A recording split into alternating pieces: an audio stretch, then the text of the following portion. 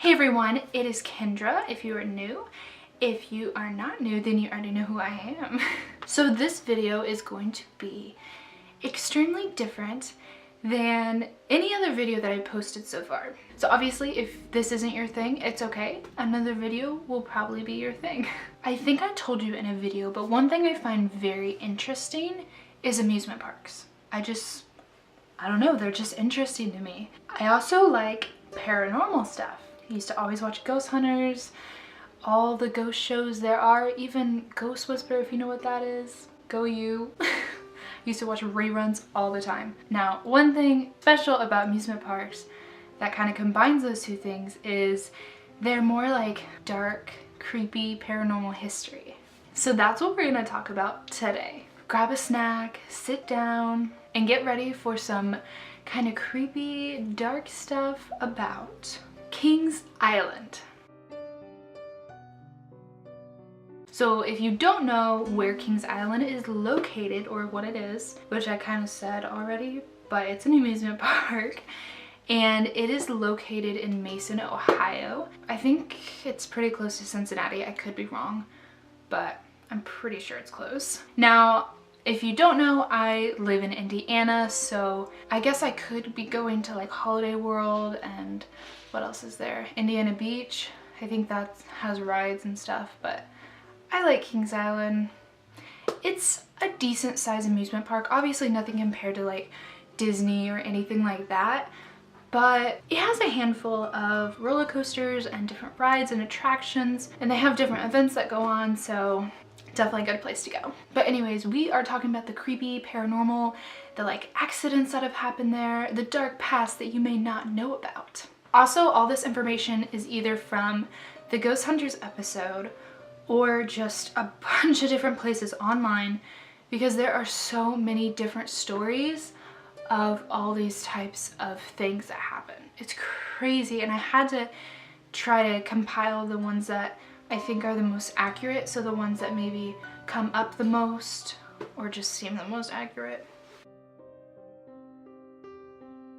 So I think it was maybe in 2010, not 100% sure, but the Ghost Hunters went to Kings Island, and that's what we're going to start off with. Ghost Hunters is a sci-fi show. It is no longer on anymore. I checked. I used to watch it all the time though. It was like, yes, I just loved it. Season 8, episode 1, it was called Roller Ghoster. And they went to Kings Island. So it was their first amusement park that they had been to and like looked for paranormal evidence there. On the show, they talked to a man who was a PR representative there, and he told them a lot of information about the park. So they opened up in 1972, and the place that it's sitting right now, it used to be an ammunition plant. This was around like the 1800s to like 1950s. In 1942, he said that there was a couple of explosions that killed nearly 100 people. So there's that kind of history there. He also ended up telling them what places they were going to be looking into and what places had paranormal activity. So there's this place called the International Restaurant.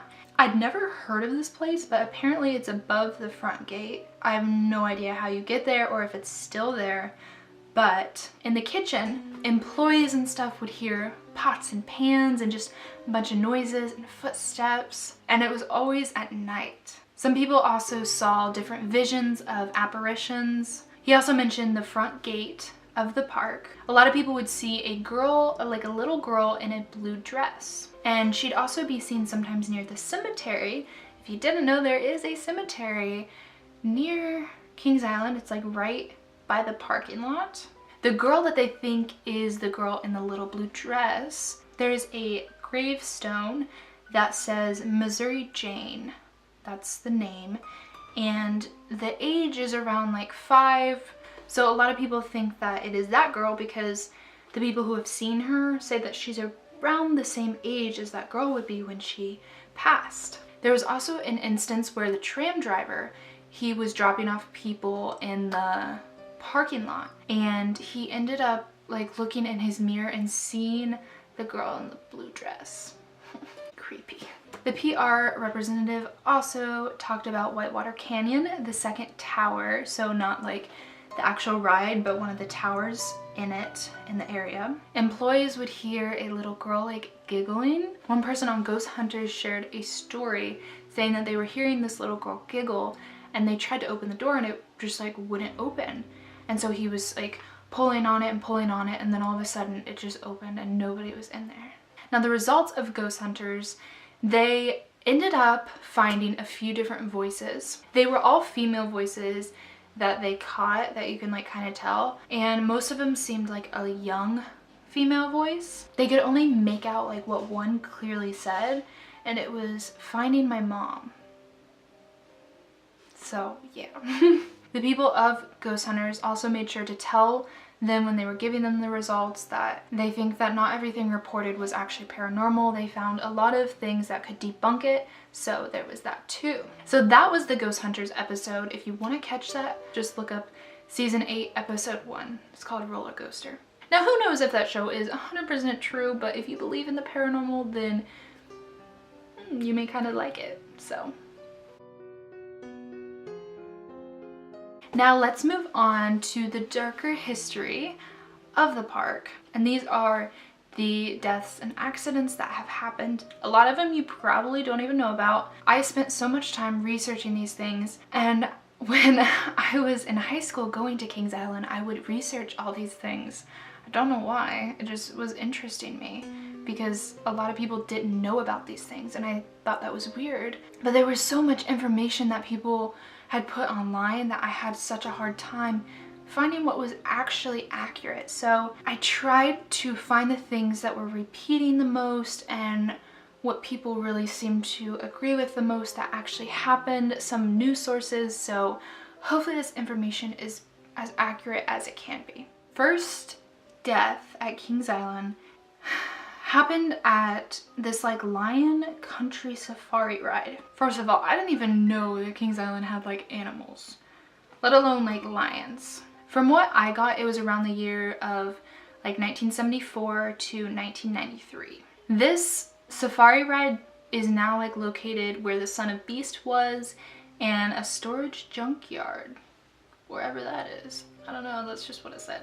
So there was an employee of this ride that was killed in either 1975 or 1976. His name was either Jack or Johnny by different accounts, and he was around 20 years old. He actually ended up getting transferred to that attraction because from what I heard, he was very interested in animals. The rangers rode around and they had these tranquilizers with them. Well, this man, either Jack or Johnny, he ended up getting out of the vehicle to use the restroom, didn't take his tranquilizer, and a lion ended up getting him.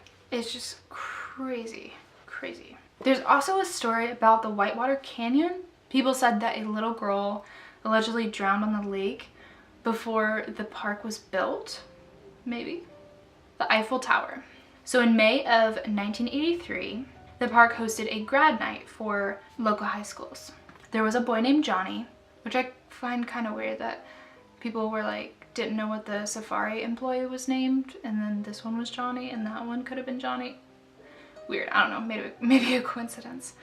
But this boy, Johnny, a lot of accounts say that he was intoxicated and he was climbing around the restricted area of the tower. Some people say that he ended up getting hit by the counterweight of the elevator. Others say he got decapitated, and some say both, and that the wires, yeah, just not a pretty story. Not good at all. One of the worst days for Kings Island that people usually talk about is a thing that they called Black Sunday. This was on, I think, June 9th, 1991, and it was during the Oktoberfest. There was a man named Tim Brenning, and he was with his friends here near the Viking attraction. It was a hot day. He dipped his hand into the pond near the attraction and ended up getting electrocuted. Some say there was a short in the electrical light component, something like that. Others say there was wires from another ride in it.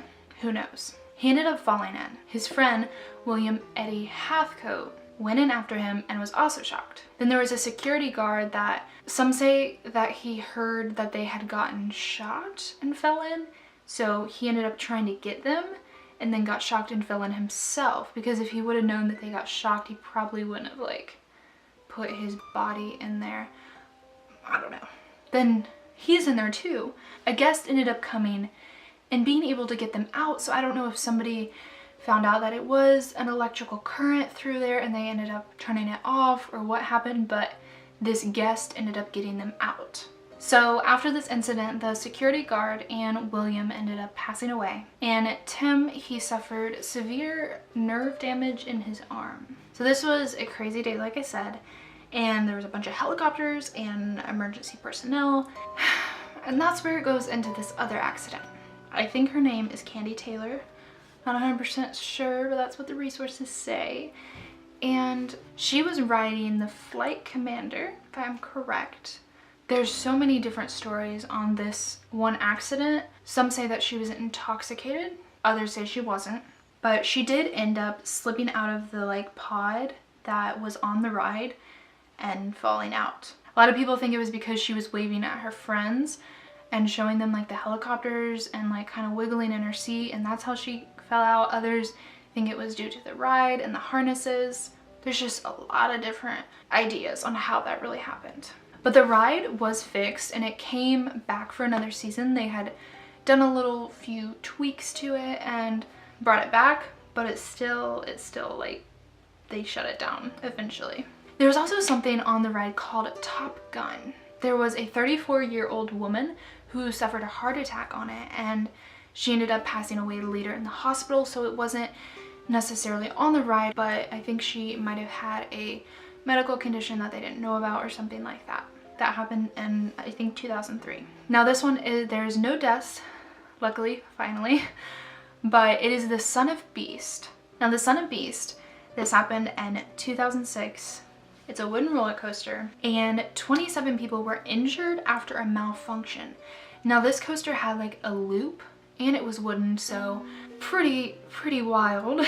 And I think it was on that loop that it kind of malfunctioned and a lot of people had injuries. None of them were fatal injuries, so very good. The Son of Beast ended up getting removed though after some time.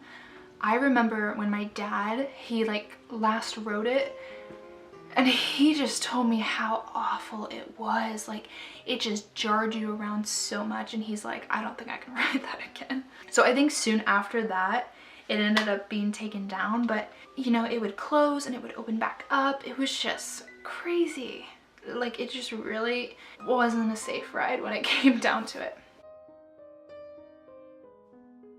Now the ghosts at the park. So we kind of talked about this with ghost hunters, but I wanted to go into it a little bit further. So at the cemetery, we talked about the blue dress girl. Then also the death that I talked about on the Eiffel Tower, they call him Tower Johnny. Some say that he's seen around the park, kind of bloody, and he's rumored to also haunt the Beast. But other people say that there's another ghost that haunts the Beast in the woods area. So the reason that they say Tower Johnny haunts it is because there's like a legend that the wires that hurt him were buried back in the woods by the Beast, which is like really creepy. I don't know why they do that, but I don't like thinking about that. And the other ghost I was talking about on the Beast, people say they see like glowing eyes, and there was said to be a picture taken from the ride cam of it, but no one's personally seen it, so did it really happen? I don't know. Also, the racer, so that's the one with the two cars that race each other. Those parts, some of the cars came from Coney Island's park from the Shooting Star ride. And on that ride, there was actually a boy who went missing, and they ended up finding him not alive. And a lot of people think that he haunts the ride at Kings Island now, that he like came with the coaster, but they see this boy in white by the racer, so they think that's all connected. Lastly, at the Whitewater Canyon, I already talked about this, but people hear the giggling and they've named this person Woody. But like I said earlier, some people think it's the girl in the little blue dress. Other people think it's Tower Johnny, so I don't know. Alright, so that was a lot of information. I looked up so much. Like I told you, I looked up stuff in high school, but it had been a while since I looked at that, and there was so much, like, people just wrote so much information like, oh no, you're wrong, it's this, oh no, you're wrong, it's this, and I'm just like, what really is it? This was definitely fun to like put together just because there's so many different legends and stories and accounts of different things that have happened. So I hope you guys enjoyed this little different video. I told you that I would put in amusement parks somehow, so yeah. I thought about doing this with different amusement parks, so if you're interested, let me know. Also, I guess if you know different accounts of any of these stories or any other kind of paranormal stuff about Kings Island, leave it in the comments below. I'd love to read it, actually. On a brighter note, I hope you guys have a wonderful day or night, whatever it is for you, and I will see you in the next video, hopefully a lot lighter and happier and cheerier than this one. See you guys.